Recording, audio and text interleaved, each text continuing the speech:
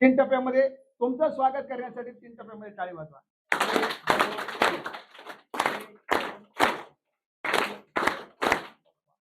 आता दुसरी गोष्ट, ज्याने आपल्याला ही धर्मशाळा दिली, ते धर्मशाळा दिली म्हणून आपला कार्यक्रम झाला.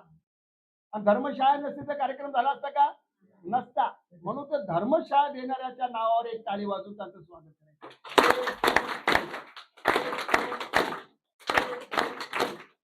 हे दुसरं झालं. आणि तिसरी गोष्ट, तुमची माझी आज जे मैत्री झाली किंवा तुमचा माझा विचार झाला, हे आपलं काही तर पहिल्या जन्मातला काही तर ऋणानुबंध होतो. म्हणून आपल्या ऋणानुबंधासाठी कोणीतरी एक माणूस त्याचा निमित्त मात्र असते. तुमची माझी पहिलीच भेट आहे, आपल्याला व्हायची होती. आपलं लिहिलेलं आहे, प्रारब्धामध्ये लिहिलेलं आहे की तुमची माझी भेट होणार, चळवळ होणार, काहीतरी दिव्यांगाला न्याय मिळणार, हे पहिले लिहिलेलं आहे. पण त्याला कोणी तर निमित्त मात्र राहते, आणि ते निमित्त मात्र एक छोटासाच माणूस आपला दिव्यांग आहे. ते कळलं असं तुम्हाला छोटा मुलं कोण आहे? कोण आहे? हा, राजू शरकोरवार. या राजू शरकोरवारनं ह्या दिव्यांग चळवळ हे किनवट माहूर मध्ये नाही, नांदेड जिल्ह्यामध्ये सगळ्याला एकत्र करण्याचं काम ज्याने केलं, त्या राजू शरकोरवारच्या नावावर एक जण टाळी वाजवा.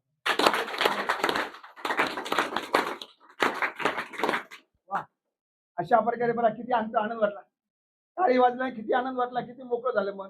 हे आपल्या तीन गोष्टी. चौथी गोष्ट आहे, आपल्या दिव्यांग वृद्ध निराधार मित्रमंडळ हे महाराष्ट्र नावाची एक संघटना. ही संघटना आपण काढायची का गरज पडली, आणि हा वाढदिवस साजरा करण्याचं कारण काय? हा वाढदिवस कशासाठी साजरा करायचा आहे? आता हा वाढदिवस वाढणार आहे का खुलणार आहे? अगदी बरोबर आहे. हा माणूस वाढणार आहे का?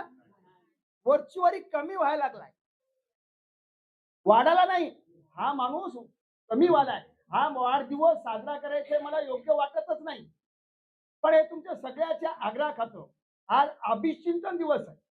आपण वाढदिवस म्हणून नाही, अभिचिंतन. अभिचिंतन म्हणजे काय? आपण जर चांगलं कार्य करत असाल त्याची कुठंतरी उजळणी म्हणून हे आपला अभिचिंतन दिन दिवस आज साजरा केला. ते माहूरमध्येच का साजरा केला? माझ्या घरी मला करता आलं नसतं का? पण याच्यामध्ये कारण आहे, हे तुमच्या सगळ्याचं प्रेमा खातर मला इथे यावं लागलं. आज माझ्या घरचे म्हणतात तुम्ही कुठे साजरा करता, घरचे लोकांना करू द्या की. पण माझा एकही दिवस, एकही वाढदिवस माझ्या घरी फक्त एकच वर्ष झाला. ते आमचे मराठवाडा प्रमुख होते सुधाकररावजी पिलमुंडे. एकच वर्ष माझ्या घरी वाढदिवस झाला. बाकी वाढदिवस माझ्या दिव्यांग कर्मचाऱ्याच्या शाळेमध्ये, दिव्यांगाच्या शाळेमध्ये, दिव्यांगासोबतच माझे का वाढदिवस साजरा झाले. हा वाढदिवस साजरा करण्याचे एक नुसता वाढदिवस म्हणून नाही, तर या वाढदिवसानिमित्त, या अभिचिंतन दिवसानिमित्त मी चांगलं कार्य करत असाल तर तुम्ही मला शुभेच्छा देण्यासाठी येता. आणि मी वाईट केलं तर माझ्यासोबत कोणी येईल का? मला कोणी शुभेच्छा देईल का? नाही. हा महत्वाचा. हा वाढदिवस साजरा करण्यासाठी, अभिचिंतन दिवस साजरा करण्यासाठी मला असं वाटतं की यात माझा खरा ईश्वर कोण आहे? मंदिरामध्ये देव आहे का? मंदिरामध्ये, मस्जिदमध्ये देव नाही. मंदिरमध्ये, मस्जिदमध्ये देव आणण्याचं काम आपण केलं.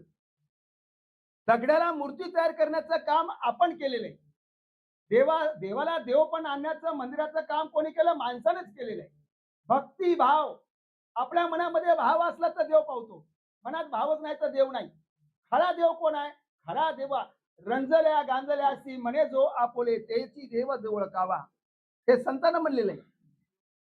म्हणजे जे रंजले गांजले आहेत, दुंदुबळे आहेत, ज्यांना कोणताही हक्क मिळत नाही किंवा कोणी त्याला हात देत नाही, त्याला कोणी साथ देत नाही, अशाच लोकांमध्ये देव आहे. हे माणसामध्ये देव आहे. आज पण दुनियामध्ये कसं आहे, कोणी आईला आई म्हणायला तयार नाही. जन्माला लेकरू सुद्धा आईला आई म्हणायला तयार नाही. ही कलियुगाची प्रथा आहे. पण आपल्याला आपल्या माणसामध्ये देव ओळखायचा असेल तर म्हणून त्यासाठी मी हा दिव्यांगाच्या लोकांच्या कार्यक्रमामध्ये हे अभिचिंतन दिवस साजरा करण्यामध्ये दिव्यांगाला काय हक्क आहेत, काय चळवळी आहेत, एखादा त्यांच्या गरीबाचा, गोरगरिबाला जर आशीर्वाद, आज कोणी हात देते का दिव्यांगाला? एखादा दिव्यांग फरफडत चालला तर त्याच्याकडे बघतील, पण त्याला कोणी मार्ग दाखवायला आहे का?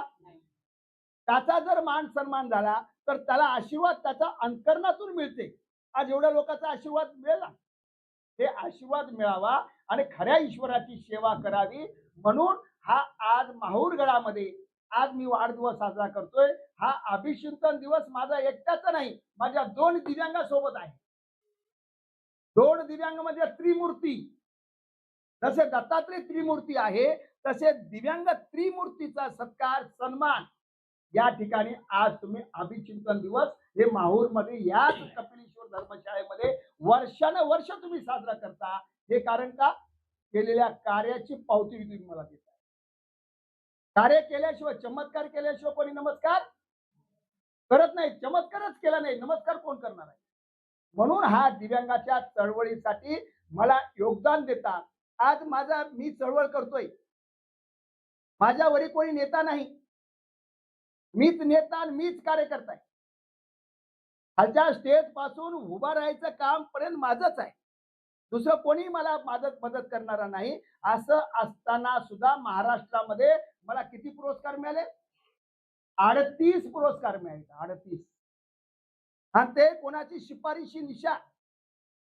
महाराष्ट्राचा आदर्श राजकीय आदर्श पुरस्कार, भूषण पुरस्कार, असे अनेक सन्मान जे मला मिळाला हे तुमच्या सगळ्याच्या आशीर्वादामुळे मिळाला. या तुमच्या आशीर्वादामुळे माझा मान सन्मान व्हायला. मला कोणी कुत्र विचारित नव्हतं. मला कोणी विचारते का? तुम्ही एकटं जा, तुम्हाला कोणी विचारणार आहे का? तुमची चळवळ म्हणल्यानंतर तुमचा थर कापतो. तुमचं स्वतःचं स्टेज निर्माण करण्यासाठी तुम्ही जर कोण्या लोकांची चळवळीमध्ये लोकांना जर मदत करत असाल, कोण्या दिनदुबळ्याला जर काम करून देत असाल तर लोक तुमचा उद्योग करतील. आणि जर तुम्ही दिव्यांगाला लुटत असतील तर तुम्हाला रस्त्यामध्ये मार खाल्याशिवाय सुचणार नाही. म्हणून ही चळवळ तुम्हाला प्रामाणिकपणे करावे लागणार आहे. मला एकदा राग येते तुमचा. का राग येते? मी व्हॉट्सअपला रात्री 12-1 वाजेपर्यंत माहिती पाठवतो, पण ती तुम्ही माहितीच बघत नाही. अरे तुमचं नाव मोठं व्हावं, तुम्हाला कुठंतरी 4 माणसात किंमत यावी म्हणून मी तुम्हाला तालुका वाईज कार्यकारिणी केली, सर्कल वाईज कार्यकारिणी केली. कशासाठी कार्यकारिणी केली? कार्यकर्ता हा ओळख झाला पाहिजे, त्या तहसीलदारला ओळख झाला पाहिजे या माहूरचा तालुका अध्यक्ष कोण आहे. हे ओळख कशामुळे होते? तुमच्या कार्यामुळे होते. आणि तुमचं जर कार्यच नसेल तर तुम्हाला कोणी विचारणार आहे का? कोणीच विचारणार नाही. पण हे तुम्ही कार्यकर्ते जर तुम्ही काम करत नसाल तर आपल्या कार्यकारिणीला पदाला काय किंमत आहे का? आता जिल्हा अध्यक्ष आहे, जिल्हा अध्यक्ष पद घेतलं, घरामध्ये बोर्ड लावून ठेवला, कोण विचारणार आहे त्याला? कोणी विचारणार आहे? त्यांनी जर कार्य केला, त्यांनी जर काही चमत्कार केला तर लोक त्याला नमस्कार करायला लागतात. ही चळवळ तुम्हाला करावं लागणार आहे. माझी एकल्याची चळवळ आहे का? मी नांदेड जिल्हा कार्यकारिणी पूर्ण बरखास्त केली. माहिती असेल, तुमच्या पोस्टला टाकलं व्हॉट्सअपला. जिल्हा कार्यकारिणी, तालुका कार्यकारिणी पूर्ण बरखास्त केली. का? पद घेऊन काय करणार तुम्ही? तुम्ही जर मी दिलेले पत्र जर तुम्ही तुमच्या तहसीलदारला नेऊन देत नसाल, मला येणं होते का प्रत्येक तालुक्याला? मला तुमच्या ग्रामपंचायतला येणं होते का? मला ग्रामसेवकाच्या सरपंचाला भांडता येते का? हे तुम्हाला संघर्ष करावा लागेल. आणि तुमचा जर ग्रामसेवक सरपंच जर ऐकत नसेल तर मला सांगा ना. मी त्या व्हिडिओला त्याच्या बापाला बोलतोय, त्याचा बाप ऐकत नसेल त्याच्या आज्याला बोलतोय. पण तुम्ही मला कधी सांगत नसाल आणि तुमचं दुःख मला कळत नसेल आणि मी दिलेल्या व्हॉट्सअपला माहिती जर तुम्ही बघत नसाल तर ही चळवळीला काही गती मिळत नाही. चळवळीला गती मिळण्यासाठी त्या कुंभकर्ण शासन प्रशासनाला जर जागा करायचं असेल तर काय करावं लागेल? आपल्याला माहिती प्रसारित करावं लागणार. आपण दिलेल्या व्हॉट्सअपला मी माहिती पाठवली, तुम्ही बघितल्या, नुसतं बघून सोडायचं नाही. ती माहिती दुसऱ्याला पाठवा, दुसरी माहिती तिसऱ्याला. आज तुम्ही 10 विनाकारण माहिती पाठवता. काय पाठवता? एखादं पाठवलं रिचार्ज फ्री आहे, 10 लोकांना फॉरवर्ड करा. बरोबर आहे? तुम्ही काय केलं? रिचार्ज फ्री आहे म्हणून 10 लोकांना फॉरवर्ड करा, 10 लोकांना फॉरवर्ड करा. रिचार्ज कोणाला फ्री मिळालं का? पण तुम्ही 10 लोकांना फॉरवर्ड करता. पण ह्या दिव्यांगाचं कधीतरी परोपकार करावं हे मनामध्ये तुमच्या शंका येते का? तुम्ही परोपकार करा. आपला जन्म कोणासाठी आहे? परोपकारासाठी आहे. माणसाचं स्वाभिमान नाही. आपण काय करता? स्वार्थासाठी सगळे काम करता. निस्वार्थपणे आपल्याला जे काम आहे आपण जर दुसऱ्याला एखाद्या माणसाला जर परोपकार केला तर त्याचा आशीर्वाद मिळाल्याशिवाय राहणार. एका अन्नाला जर या टोकावून त्या टोकाला नेऊन सोडलं त्याच्या अंतकरणातून तो आशीर्वाद देते. अरे बाबा याच्यामुळे मला या रस्ता ओलांडला लागला. हे मनामध्ये त्याचा अंतकरणातून आशीर्वाद मिळते. म्हणून तुम्हाला अंतकरणातून आशीर्वाद मिळायचा असेल तर एकमेकाला सहाय्य करायला शिका. एकमेका सहाय्य करू अवघे धरू सुपंथ, हे संतांना म्हणलेले. पण आपण काय करतो, एकमेकाचे कसे टंगडे ओढायचे तेच बघतो. आपली खेकडावरती आहे, त्यानं पुढे चला मी मागत चाल. अरे तू पुढे जाण्यासाठी प्रयत्न कर ना, स्पर्धा राहावी तुमची.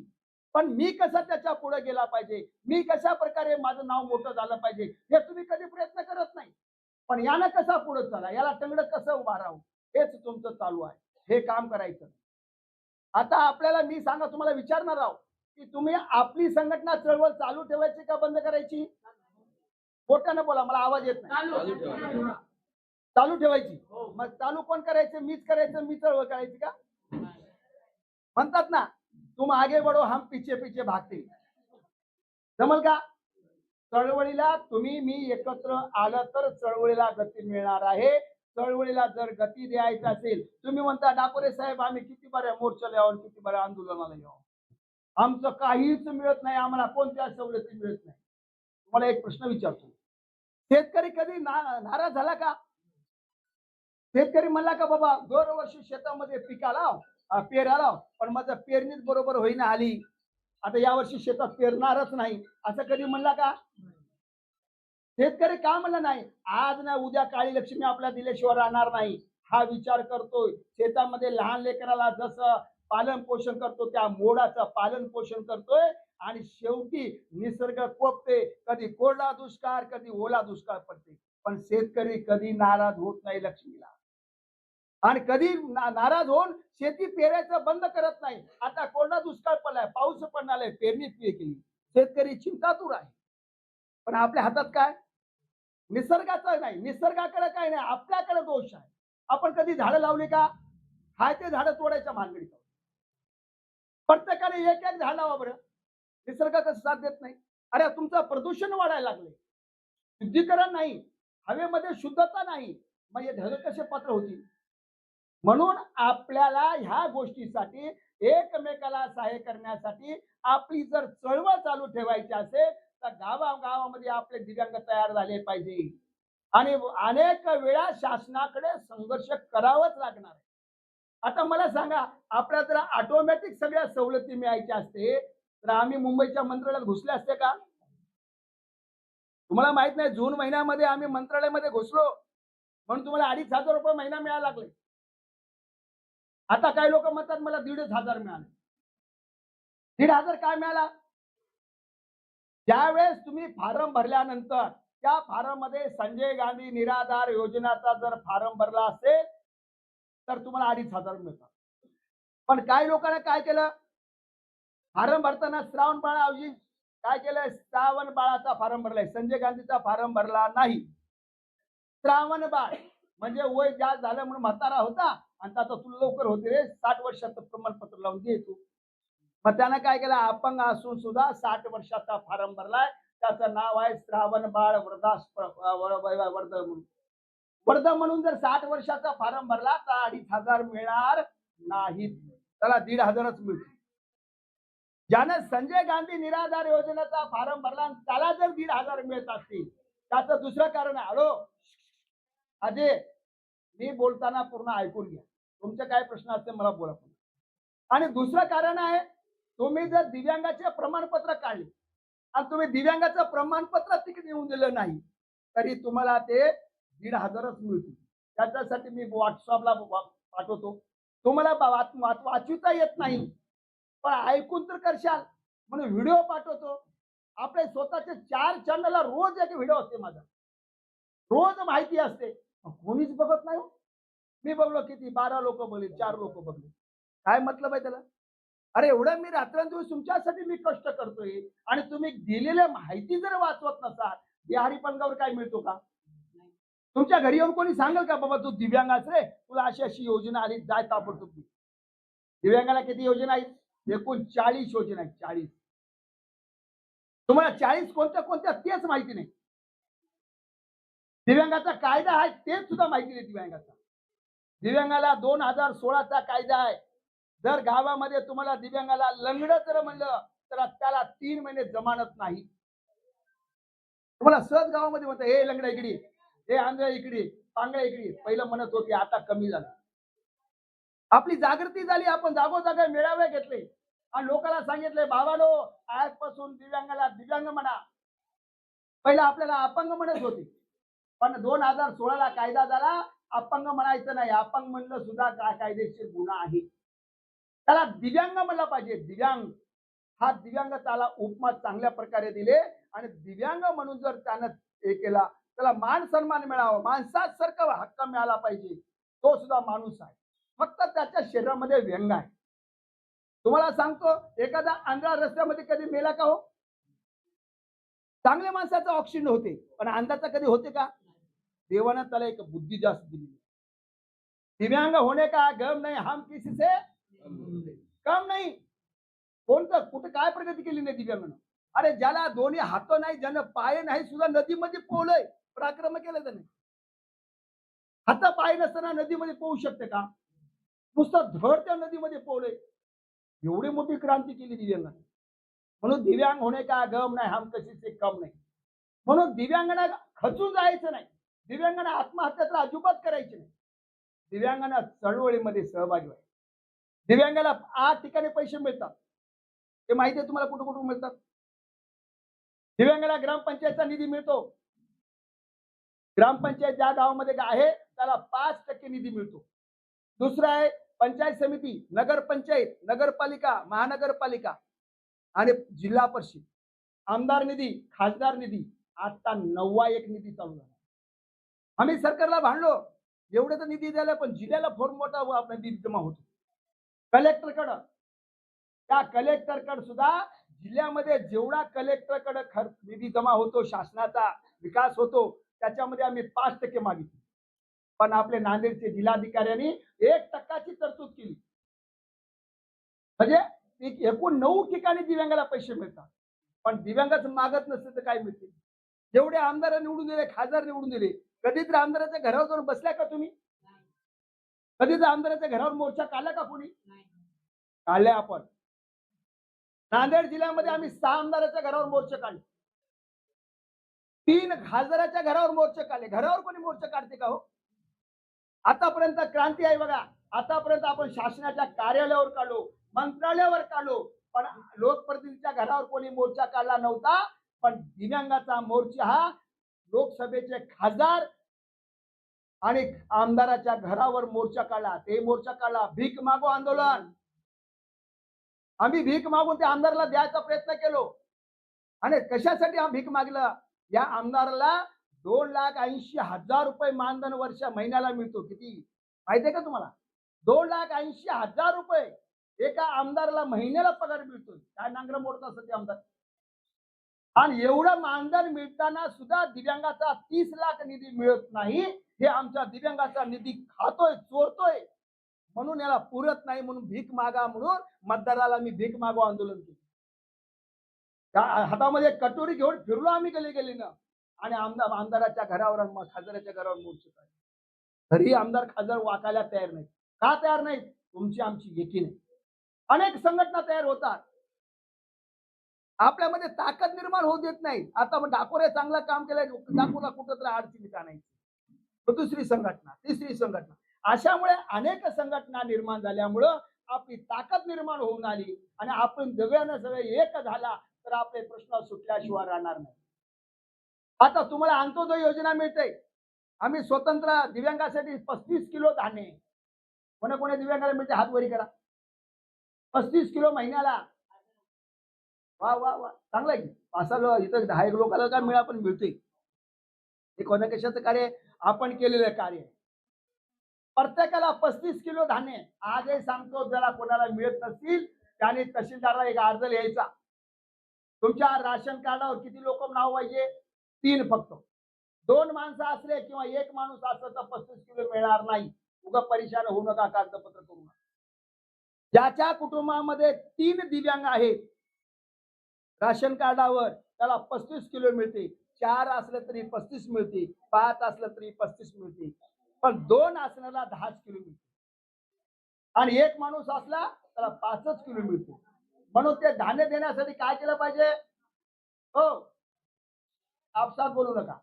आपल्याला अंत्योदय राशन कार्ड मिळण्यासाठी आपल्या राशन कार्डावर जेवढे नाव आहेत त्या सगळ्याचे आधार कार्ड, राशन कार्डाची झेरॉक्स, अपंगाच्या प्रमाणपत्राची झेरॉक्स आणि एक निवेदन लिहायचं तहसीलदाराच्या नावावर. आणि तहसीलदार साहेब दिव्यांगाला तो अंत्योदय योजनेचं राशन कार्ड देण्यात यावे म्हणून एक अर्ज लिहायचा आणि त्याच्याकडे प्रत सादर करायची आणि तुम्हाला त्याच्यामध्ये ग्रामपंचायतचा ठराव आणि उत्पन्नाचं प्रमाणपत्र हे त्याला जोडायचं, तेव्हा तुम्हाला मिळते. तुम्ही त्या तहसीलला मागलेच नाही तर कोण देईल तुम्हाला?